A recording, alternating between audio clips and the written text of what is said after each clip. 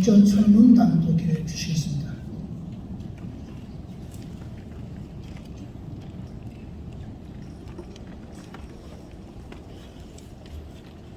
비전서는 26명에 기록되어 있습니다. 설문단도가 있습니다. 제14회 한국 장로교회 날 비전 선언문 참된 생명의 길을 걷는 장로교회. 기독교는 생명의 종교이다. 하나님은 티끌과 같은 인생에 생명의 호흡을 불어넣으셔서 살아있는 존재가 되게 하셨다. 주 예수님은 나는 길이요 진리요 생명이라고 선언하셨고 또한 생명의 떡이라고 말씀하셨다. 생명이신 주님께서 성천하셔서 이 세상에 보내신 성령님은 생명의 성령으로 불린다. 이와 같은 성경적 가르침에 따라 한국 장로교회는 생명을 창조하시고 생명을 지키시고 생명을 다스리는 삼위 하나님을 찬양하며 이 세상에 존재하는 모든 생명을 사랑하고 보호하는 교회가 되기로 아래와 같이 다짐한다. 하나, 예수님은 우리가 가진 생명이 천하보다 귀하다고 가르치셨다. 이 세상의 모든 생명은 다 천하보다 귀하다. 어린아이의 생명도 태아의 생명도 예외가 될 수 없다. 오늘날 저출산 시대라고 하면서 태어나는 아이보다 태 속에서 죽어가는 아이가 더 많은 것이 불편한 진실이다. 태아를 지키는 것이 생명 사랑의 시작이 되어야 한다. 그러므로 우리 장로교회는 여성의 자기 결정권이라는 이름으로 낙태를 합법화시키는 모든 시도에 반대하며 천하보다 귀한 생명을 지키는 일에 최선을 다하자. 둘, 생명을 죽이는 전쟁이야말로 가장 위험하고 악한 이름을 기억해야 한다. 우리는 우리의 신앙 고백에 따라 정의롭지 못한 모든 전쟁에 반대한다. 특히 침략 전쟁이나 보복 전쟁, 어떤 경우에도 정당화 될 수 없다. 지금 우크라이나에서 벌어지고 있는 전쟁은 침략 전쟁이 분명하며 이 전쟁을 일으키고 주도하고 있는 러시아를 강력하게 규탄한다. 또한 지구 곳곳에 벌어지고 있는 여러 형태의 전쟁이 종식되기를 간절히 기도한다.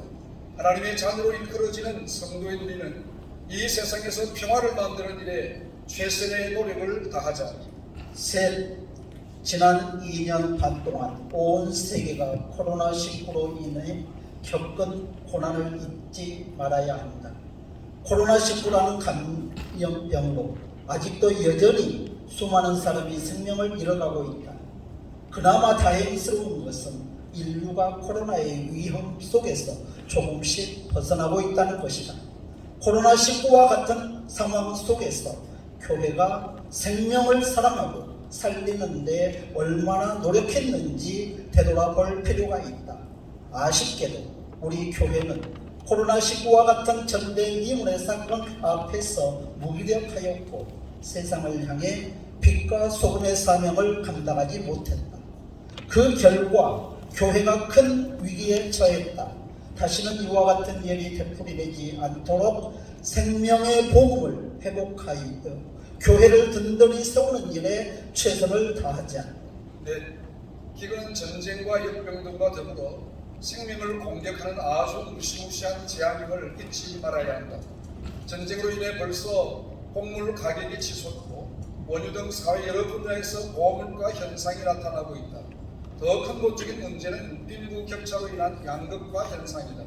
부유한 나라는 음식이 남아 돌지만 가난한 나라의 국민은 굶주림으로 죽어가는 현실이다. 교회는 이런 고통을 외면하지 말아야 한다.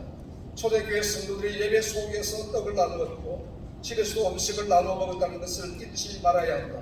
예수님이 생명의 떡이라는 복음이 그리스도인의 구제를 통해서도 실천되도록 노력하자. 다섯, 지구 환경을 지키는 것은 이 시대의 창조주 하나님을 믿는 성도들의 믿음의 증거임을 기억하자. 지구 생태 환경의 변화는 인류의 삶과 생명의 큰 위협이다. 하나님께서 사람들과 생물들이 함께 어울려 살아가는 선한 세상을 만드셨다. 우리의 무분별하고 무절제한 자원 소모, 편의 이주의 삶을 추구한 결과 막대한 양의 플라스틱과 화학 제품을 소모하여 자연을 크게 훼손해 왔다.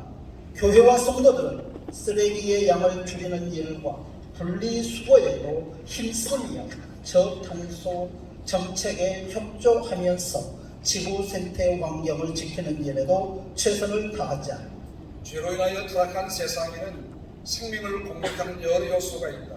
예수님으로부터 생명을 받은 우리 성도들은 이 세상에 존재하는 모든 생명을 지키고 보호해야 할 사명을 가졌다. 2022년 제14회 한국장로교회 날을 맞이하여 참된 생명의 복음을 선포함으로 세상을 다시 살리고 숨기는 장로교회와 장로교회 성도들이 되도록 최선을 다할 것을 굳게 다짐한다.